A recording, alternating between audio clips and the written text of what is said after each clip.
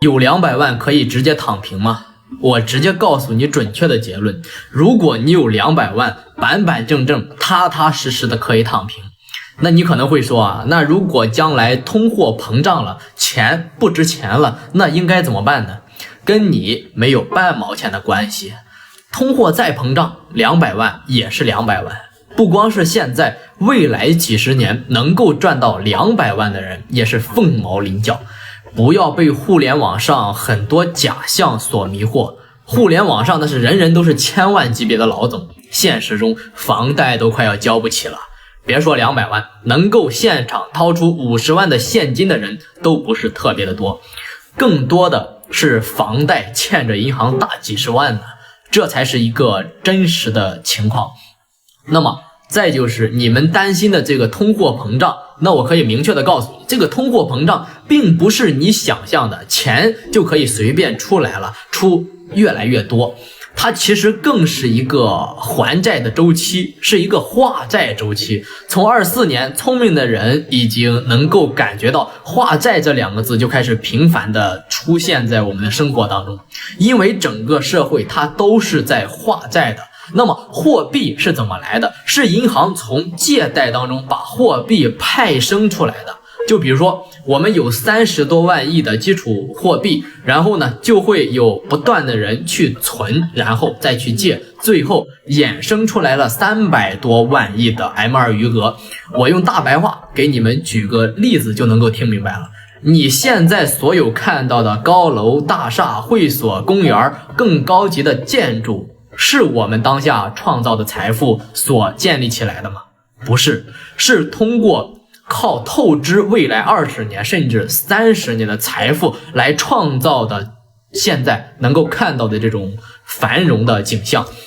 所以啊，在過去的10幾年裡、20幾年裡，跟房地產相關的行業，這些人都賺到錢了，因為他們都在這個透支未來20年的財富的水龍頭的下面，呲出來的一點錢都被他們接到了。但是我們當下的這個經濟周期，房地產差不多幾乎都可以蓋完結束了，也就是說對應的房地產的行業基本上也可以告別這個市場了。那麼需要等到當前的建築出現問題的時候，需要重新更換的時候，財富可能又來了。但是這個周期是特別長的，我們這一代人估計能等到的機會不是很大，因為少說也得幾十年吧。而且呢，我們現在這個負利率已經達到了極限值了，這也就是為什麼房貸利率在降，首付在降，而依然房子賣不出去的原因。也就是说，现在给你一個支點，然後呢，你放上了一個槓桿，這個槓桿的角度已經到了它最大的限度，上不去了。那麼剩下的呢，就是月收入不足5000，甚至不足3000的人，他根本就還不了每個月5000的房貸，所以未來30年可能一直都會在化債。那麼後面肯定會有越來越的年輕人，然後長大，然後參加工作，然後呢，參加工作完之後結婚買房子又得去借貸，那麼就會出現70、80、90後不斷的在還錢，00、10或者說20，他們在不斷的去借錢。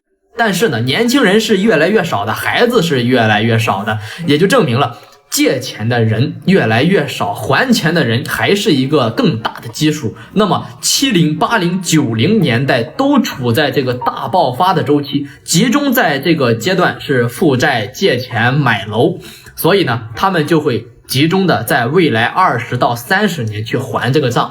也就是說，未來幾十年其實貨幣減少，這才是一個真正的過程，錢還是非常難賺的。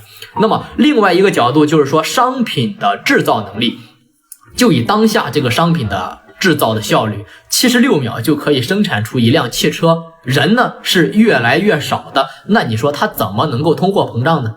它怎麼能夠漲價呢？漲不上去的啊！真正的通貨膨脹並不是物價和金錢，而是你自己的內心。明明3000塊錢的手機就挺好用的，買個小米，你偏偏花1萬多買個蘋果，但是你兜裡卻只有5000塊錢，你說你不膨脹，誰膨脹呢？抱怨彩禮貴，但是你偏偏又想去當舔狗，明明有不要彩禮的，你還嫌人家長得醜，明明兜裡比臉都乾淨，你還非得去貸个款，找一個比較好看的，你說你能不通貨膨脹嗎？那麼我為什麼說200萬的存款可以躺平呢？因為你之前靠着你的行業、房地產等鏈條當中的行業賺到了幾百萬，但是現在你賺不到了，你不躺平又能怎麼辦呢？降低消費慾望200萬，你還能夠躺平。如果你再一瞎折騰，可能這200萬直接沒了。那反過來再說，如果說你能夠接着賺錢，你也不會去躺平。如果說你賺不到了，並不是說你能不能夠躺平，而是你必須躺平。你看那農村的老頭老太太，一年可能連1萬塊錢他都賺不到，不也活得挺好的嗎？甚至比你活的時間都長。說到底還是人性的慾望在作祟呀。所以說未來呢，降低自己的慾望，會讓自己的生活越過越好的。